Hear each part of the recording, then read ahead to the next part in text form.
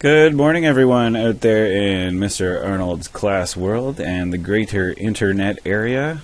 The GIA? GI? Yeah, that sounds about right. Welcome back. This is Chapter 7 of Mr. Arnold's Great Isolation Adventure after a slight hiatus due to a concussion that I sustained after slipping on a stuffy. That's right, a stuffed toy which was soaked with water in my kitchen and smashing my head off of the dishwasher. So, even in isolation, watch out for those stuffies on the floor. And for all those people who said kids will be the death of me, well, you were almost right.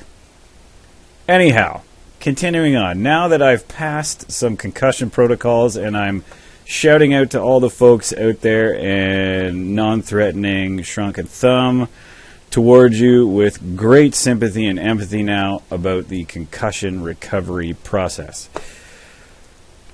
I feel like I'm almost through the woods now. There's less dizziness happening.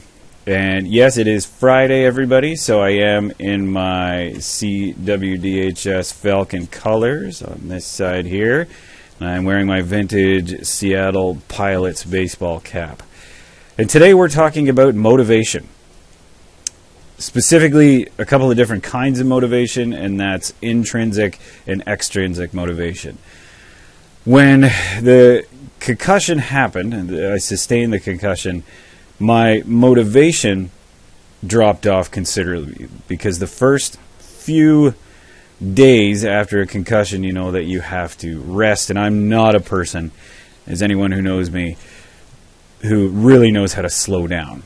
So a lot of my motivation comes from internally, and I had to find some way to reset that motivation. So I had a lot of great routines before the concussion happened. I had a great workout routine going. I had a good routine with my kids. And then I had to stop all that, and the routine changed. So I had to find a way to find a new motivation for myself. And that motivation was to try not to focus on how bad things were feeling, but in fact how I was getting better and what I was doing to get better. So if you're looking at the differences, we'll do a quick extrinsic versus intrinsic motivation piece here. So if you look at the extrinsic motivation, this is behavior that is driven by external rewards such as money, fame, grades, or praise. And that is something that possibly as a student or even as a teacher in this case, we aren't experiencing a lot of. And that's the extrinsic motivation because we are at home. So internal or intrinsic motivation is something that you feel, that is something that you do because you want to, because you are intrinsically motivated to do that. It's an internal sense of satisfaction versus an external reward or punishment. That's the extrinsic. So, what I had to do when this happened is I had to find a way to reset my intrinsic motivation. So one of the strategies that I used was to write down here all of the factors that were starting to feel better. Because when you are not well, you can start to get focused really on the factors that are negative.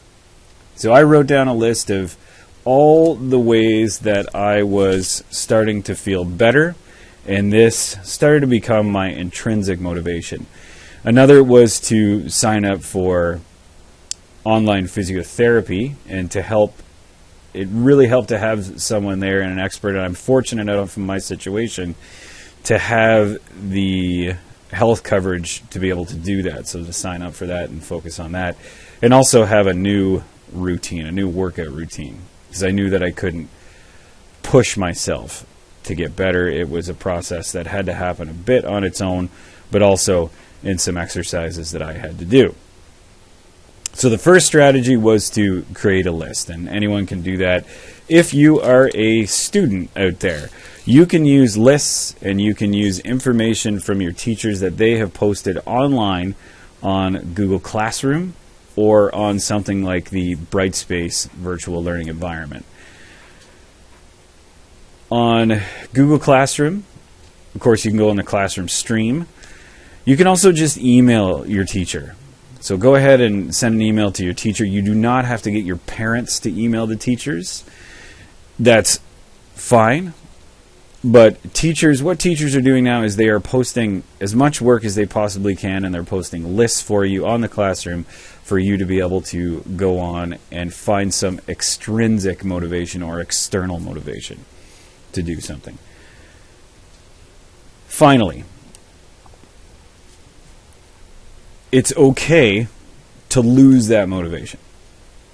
And especially in this situation, there aren't a lot of extrinsic motivators, unless, of course, you are a student and, goodness forbid, you are one of the super important essential workers out there working at a grocery store or working at a variety store, working at one of the fast food takeout restaurants.